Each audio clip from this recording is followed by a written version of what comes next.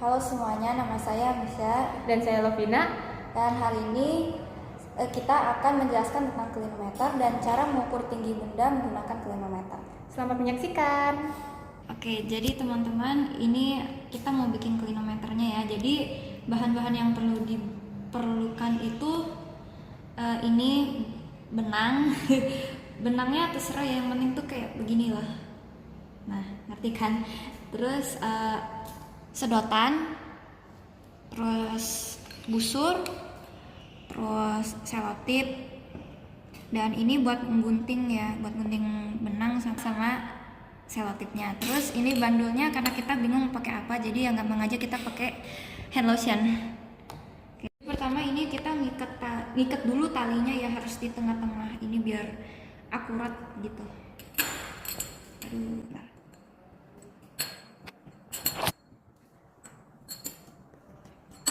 Di tengah ya. Gini aja.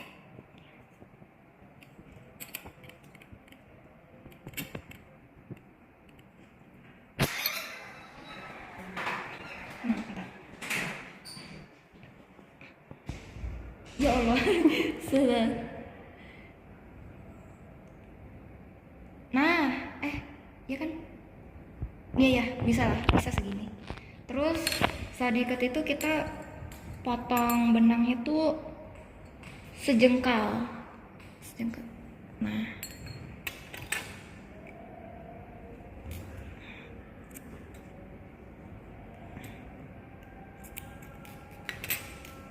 terus akhirnya kita ikat bandulnya.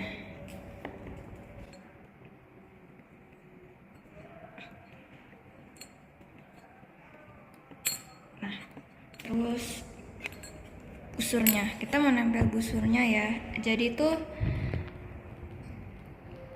busur itu posisinya harus gini, jadi talinya ini harus tepat di tengah-tengah, kayak pokoknya harus di angka 90 ya.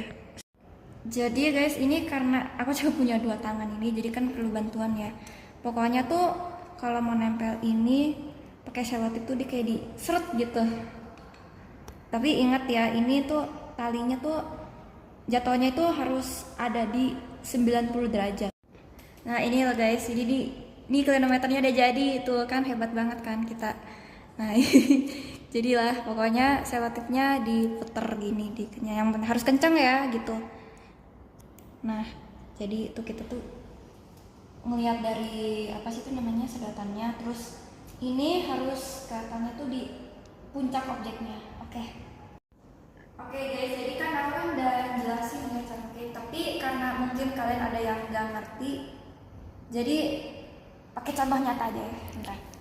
Nah, kayak segini. Kalau misalkan kalian mau mengukur tingginya dari bawah jam sampai ke pantai ya, berdirinya susah banget gimana. Nah, terus kalian nanti dari lubang sedotannya ngarahinnya itu harus di bawah jamnya persis sampai dapat ukurannya. Sakit dulu ya. Oke. Jadi guys, ini akhirnya kita dapat ini sudut elevasi, yaitu 90 dikurangin 60 derajat jadinya 30. Jadi ini contoh soal penggunaan klinometer ya. Untuk ini kita mau ukurin basket. Kita lihat di sini terdapat sudut 60 derajat.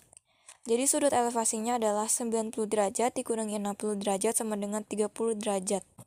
Sekarang tinggi pengamat dari kaki sampai mata itu 143 cm dan jarak pengamat ke ujung kaki tiang yaitu 2 meter.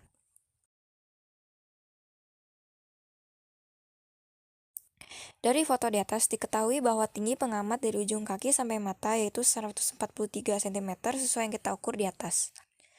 Kemudian jarak antara pengamat menuju objek yang akan diukur adalah 2 meter atau 200 cm ya. Nah sekarang kita kan mau ukur tinggi objeknya nih.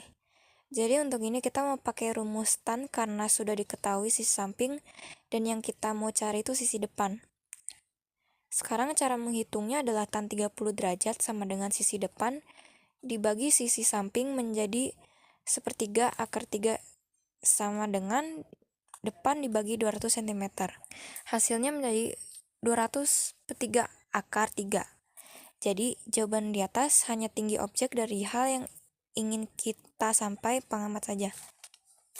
Karena itu untuk mendapat tinggi objek yang sebenarnya kita harus menambahkan hasil sisi depan dengan tinggi pengamat. Tinggi objek sebenarnya adalah 200 per 3 akar 3 ditambah 143 cm. Nah, jadi tinggi ring basket sampai ke ujung kaki itu 200 per 3 akar 3 ditambah 143 cm. Berikutnya adalah contoh soal kedua, di mana kami akan menghitung tinggi patung Tuhan Yesus. Nah, terlihat dari foto busur di atas, tali yang terikat bandul jatuh kepada 45 derajat, sehingga sudut elevasinya adalah 90 dikurangi 45 menjadi 45 derajat. Di sini, kami menuliskan tinggi pengamat dari mata hingga kaki dan jarak pengamat dari objek. Dari keterangan foto-foto di atas, diketahui bahwa tinggi pengamat adalah 49 cm dan jarak antara objek dan pengamat adalah 28 cm. Dan sudut elevasinya adalah 45 derajat. Jadi sama seperti soal yang pertama, kita akan menggunakan rumus tan.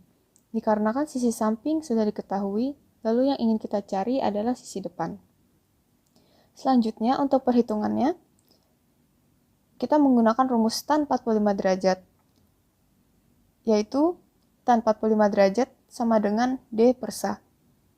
Hasil tan 45 derajat adalah 1, sehingga kita tuliskan 1 sama dengan D per sa. 1 dikalikan 28 menjadi 28 sama dengan D. Nah, jadi tuh 28 ini tuh cuma tinggi objek dari puncak tertinggi objek sampai garis horizontal mata atau garis yang sejajar dengan mata. Oleh karena itu, untuk mengetahui tinggi patung Tuhan Yesus yang sebenarnya, kita itu harus menambahkan hasil D yang didapat dengan tinggi pengamat dari mata hingga kaki. Jadi 28 cm ditambahkan dengan 149 cm menjadi 177 cm. Sehingga dari perhitungan tersebut kita menemukan bahwa tinggi patung Tuhan Yesus tersebut adalah 177 cm. Terima kasih.